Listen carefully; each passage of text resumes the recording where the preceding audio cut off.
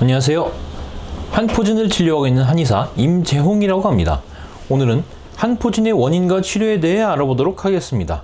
한포진은 한마디로 손바닥, 발바닥, 손가락과 발가락 사이에 투명하거나 혹은 누런 물집이 잡히고 가려우며 심하면 껍질이 벗겨지는 질환입니다. 껍질만 벗겨지면 주부습진이나 수장족저 각화증일 확률이 높습니다. 그러나 물집이 잡히고 껍질이 벗겨지면 한포진이나 혹은 무좀일 가능성이 높습니다. 발에 물집이 잡히고 상처가 났는데 한의원에 오시는 분들이 꽤 있어요. 이거 한포진 아니에요? 그런데 눈으로 봐서는 구분이 불가능합니다. 아무리 눈으로 봐달라고 해도 무좀과는 구분이 불가능해요. 손에만 생겼다면 한포진일 확률이 매우 높지만 발에 물집이 잡히고 가렵고 피부가 벗겨진다면 무좀일 확률이 사실 더 높긴 해요. 그러니까 한포진으로 확진을 하려면 일단 무좀을 배제해야 합니다. 피부과 가셔서 KOH 검사를 해서 무좀이 아니라는 것을 확인해야 됩니다. 아니면 무좀약을 발라보는 것도 방법이죠. 무좀약을 발랐는데 피부 증상이 싹 좋아졌다. 그럼 무좀이죠. 무좀약을 발랐는데도 증상이 전혀 개선되지 않았다면 한포진일 확률이 높습니다. 피부 질환을 가지고 한의원을 방문하시는 분들이 가장 궁금해하는 거 원인이죠. 이거 왜 그런 거예요? 원인이 뭐예요? 사실 임상에서 한포진을 치료하는 데 있어서 그렇게 중요하진 않습니다.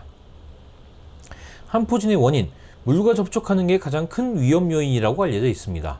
세수하고 손 씻는 거 말고 장갑 안 끼고 하루에 접시를 100개씩 따는다든지 손빨래를 하루에 빤스를 100장씩 빤다든지 또는 화장품이나 빠마약, 염색약, 세제, 고무장갑을 많이 만지는 분들한테서 많이 발생한다고 알려져 있습니다. 또는 아스피린이나 피임약 등도 한포진을 발생시킬 수 있는 약재들이라고 알려져 있습니다. 직업적으로는 미용실에서 일하는 분들한테 꽤 많이 발생하고요. 염색약, 빠마약이 독하니까 당연하겠죠. 라텍스도 아주 강하게 면역 반응을 일으킬 수 있는 물질이기 때문에 당연히 미용실 분들이 일하실 때 장갑을 끼고 일하시지만 장갑 때문에도 한포진이 발생할 수 있겠죠. 그럼 뭐가 원인이냐? 한포진이 있는 분들을 보니까 알레르기성 비염이나 아토피를 같이 가지고 있는 분들이 상당히 많더라 라는 건 한포진이 알레르기성 질환이거나 최소한 면역계통의 이상일 확률이 높다는 얘기겠죠. 그리고 한포진 환자분들한테 어떤 상황에서 증상이 악화되나요? 라고 물으면은 많은 분들이 스트레스 받을 때 더 가렵고 올라와요 라고 대답하십니다. 그러니까 면역계통이 민감한 분들이 스트레스를 받아도 한포진이 발생할 수 있다는 거죠. 그래서 한포진은 면역력이 떨어져서 생기는 질환이니까 홍삼 사다 먹으면 낫겠지? 돈 버리지 마세요. 제가 피부 질환을 진료하니까 포털 사이트 검색어를 분석하거든요. 근데 아토피 홍삼, 두드러기 홍삼, 피부묘기증 홍삼 이런 거 검색하는 분들 엄청 많아요. 다 소용없어요. 면역력이 떨어져서 생기는 질환이 아니기 때문에. 그럼 면역계통은 왜 예민해져 있나요? 면역계통이 예민해져 있는 이유에 대해서는 지금부터 차근 설명드리도록 하겠습니다. 모든 아기들 중 약 5분의 1 정도는 자극에 아주 민감한 특성을 보입니다. 잠이 얕아서 1시간 자다 깨가지고 웽 하고 울고 간신히 달려서 재워놓으면 또 1시간 자다 깨서 웽 하고 우는 애들 있죠. 저희 어머니께서 저한테 항상 말씀하시는 게 네가 바로 이런 애기였다. 이런 애기들은 낯도 많이 가리고 울기도 더 많이 울고 잠도 덜 자고 놀라기도 더 많이 놀랍니다.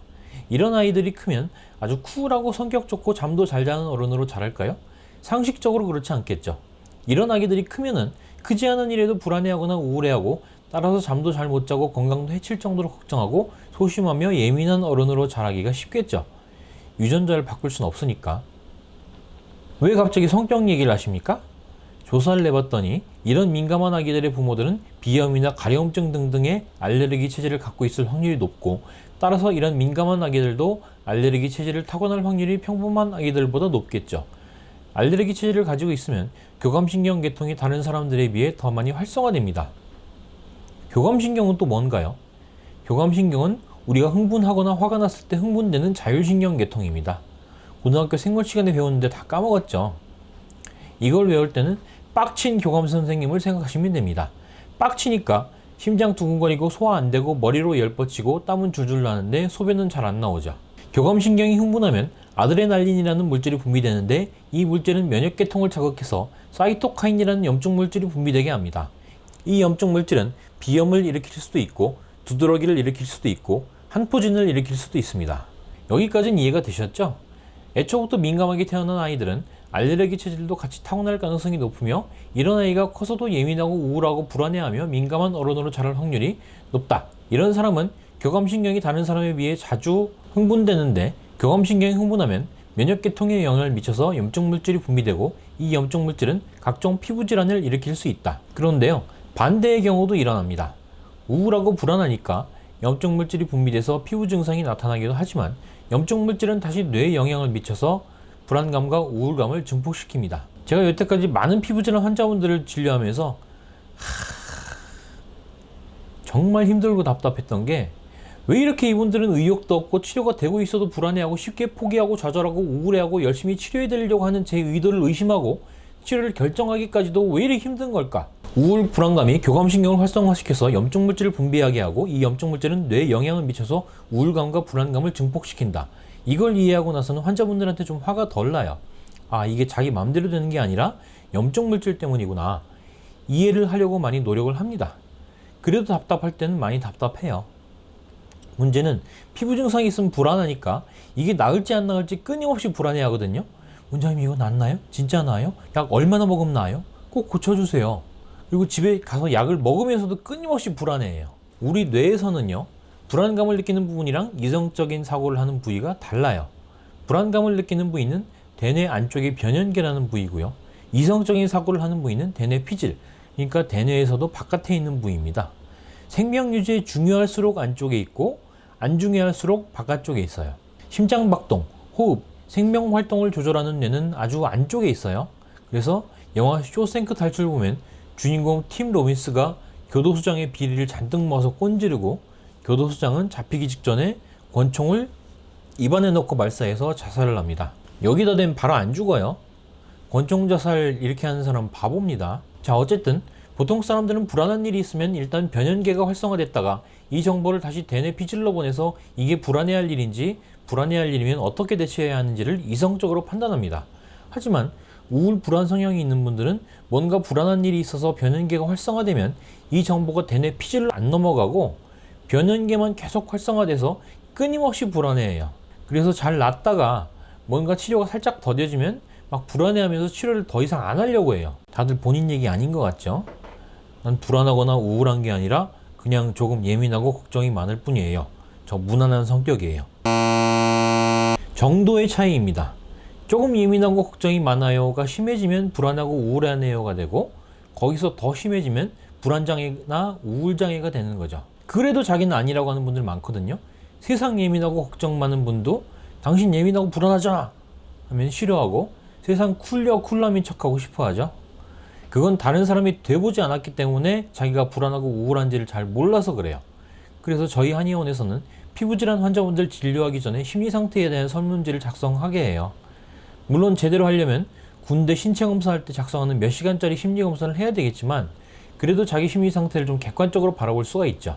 그래도 여자분들은 자기 상태를 좀 객관적으로 볼 수가 있거든요. 네, 저 항상 불안하고 우울해요. 좀 도와주세요. 근데 남자분들은 안 그래요. 진화론적인 관점에서 보자면 남자는 공동으로 사냥을 해야 하는 입장이거든요. 근데 내가 약한 모습을 보여. 그럼 사냥에 안 끼워주고 무리해서 낙오돼요.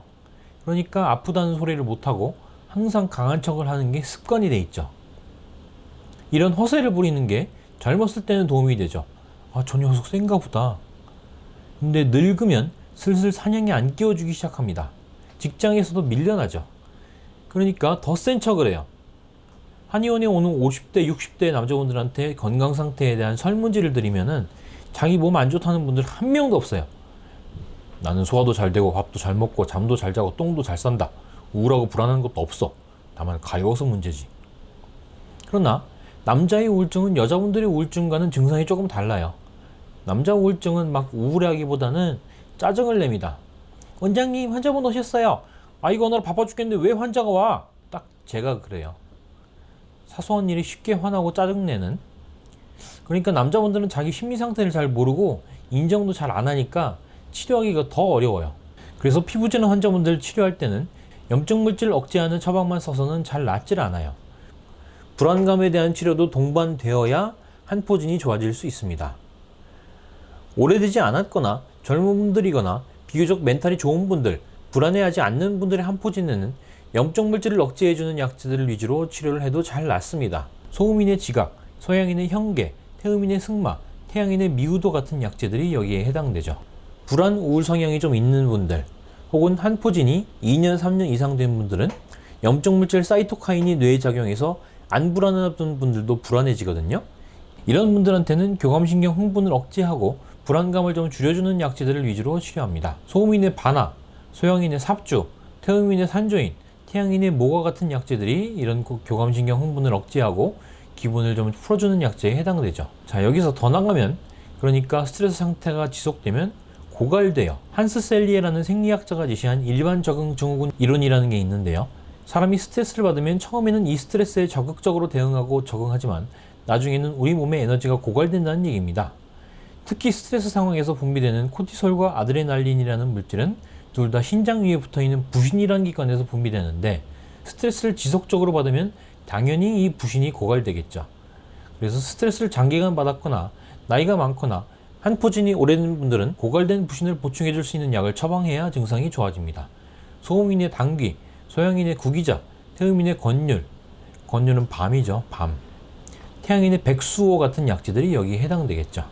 자, 다시 정리하자면 오래되지 않았거나 스트레스가 심하지 않은 분들의 한포진은 염증 물질 분비를 억제하는 약재들로 치료가 잘 된다. 그러나 우울, 불안 성향이 심하거나 질환이 오래된 분들은 교감신경 흥분을 억제하는 약이나 부신 고갈을 보충해 줄 수 있는 약재를 써야 치료가 된다. 보통은 한 가지 방법으로만은 치료가 잘 안 되고요. 두세 가지 방법을 돌아가면서 써야 치료가 됩니다. 그래서 어려워요. 문제는 전체 한포진 환자분들 중에 불안, 우울 성향을 가진 분들이 70%에서 80% 정도 되는데, 이런 성향이 심한 분들은 이게 낫겠어? 하고 아무 치료도 하지 않으면서 그냥 스테로이드 연고 바르고 근근히 때우는 분들이 많습니다. 분들은 치료하러도 잘 안 오시고요. 집에 누워가지고 맨날 휴대폰 보면서 검색만 해요. 면역력 문제니까 홍삼을 먹어볼까? 비타민C를 먹어볼까? 하면서 죽으라고 검색만 해요. 네이버도 갔다가 유튜브도 보다가 하면서 여기 들어온 분들이 대부분이겠죠. 이거 설령 치료를 받기로 하셔도 치료하다가도 중간에 한 번씩 막히면 그럼 그렇지, 역시 안 낫는구나 하면서 포기해요. 이런 성향의 분들이 불안하니까 한의원 오시면 꼭 이거 낫나요? 진짜로 낫나요? 재발은 안 되나요? 효과가 있겠죠? 하고 물어보시는데 중간에 관두지나 마세요. 이런 분들은 넘어질 준비를 하고 달리기 시합에 나가는 사람과 같습니다. 심리적으로 좌절할 준비를 하고 있어요. 그게 낫겠어? 하는 부정적인 생각을 갖고 있기 때문에 중간에 좀 막히면 그냥 도망가 버려요. 대체 왜 그럴까요? 나중에 진짜로 치료가 안 되면은 그 좌절감이 너무 크니까 미리 기대를 안 하는 거죠. 달려서 꼴찌를 하느니 차라리 중간에 넘어지는 게 낫다. 상처받지 않기 위한 나름의 심리적 방어 기제입니다. 하지만 상처는 안 받을지 모르지만 치료에도 도움이 되지 않아요. 한포진과 음식, 한포진에 좋은 음식 없어요. 음식 정도로 나을 것 같으면 여러분들이 지금까지 한포진으로 고생을 했겠습니까? 단 한포진에 안 좋은 음식은 있습니다. 기름이 많은 음식은 당연히 좋지 않겠죠. 그 중에서도 고기를 공기 중에 노출시키고 굽거나 기름에 튀긴 음식들이 좋지가 않습니다. 대신 고기를 물에 빠뜨려서 기름이 빠진 형태로 드시는 것이 상대적으로 낫습니다. 단 족발은 좀 달라요. 만들 때 맛을 내기 위해서 캐러멜 소스 같은 게 들어가기 때문에 먹고 나면 피부가 확 뒤집어지는 경우가 많습니다. 사골국물, 이건 고기랑 뼈를 몇 시간 동안 팔팔 끓여서 그 기름을 완전 산화시킨 거죠. 그래서 진짜 안 좋습니다. 몇 숟가락만 먹어도 바로 가렵습니다. 설렁탕, 곰탕, 일본 라면 같은 거. MSG, 모노소듐 글루타메이트. 우리가 음식할 때 넣는 미원, 다시다, 기타 등등 조미료들만 해당되는 게 아니고요. 원래 MSG는 일본의 과학자가 20세기 초에 다시마에서 분리해낸 성분입니다. 라는 건 각종 천연 재료에도 MSG가 들어있다는 말씀이죠. 간장, 마늘, 치즈, 토마토 등등. 그러니까 우리 남편이 한포진 있으니까 된장찌개 끓일 때 조미료 넣지 말고 메루치 국물 내서 끓여야지. 이것도 한포진 증상을 악화시킬 수 있다. 그리고 밖에 나가서 맵고 짠 거 많이 드시는 분들, 특히 한식은요, 맵고 짠 맛만 나면 못 먹죠. 그러니까 감칠맛을 붙여줘야 되죠. 그래서 많이 매운 떡볶이, 불닭 같은 건 조미료가 많이 들어갔을 확률이 높다는 겁니다. 제일 중요한 거, 카페인. 한포진 환자분들 오실 때마다 제가 커피 얼마나 드시는지 꼭 여쭤보는데요. 한 가지 함정은 믹스커피보다 아메리카노가 더 안 좋습니다. 왜냐하면 카페인 함량이 믹스보다 아메리카노가 훨씬 더 높아요. 카페인은 카페인 자체로도 면역계통에 영향을 미칠 수 있고요. 또 한 가지는 카페인은 교감신경 흥분제입니다. 교감신경이 흥분되면 다시 면역계통에 좋지 않은 영향을 미친다고 말씀드렸죠. 이상으로 저 임원장과 함께 산포진의 원인, 증상, 치료, 음식에 대해 알아봤습니다. 지금까지 시청해 주셔서 감사합니다.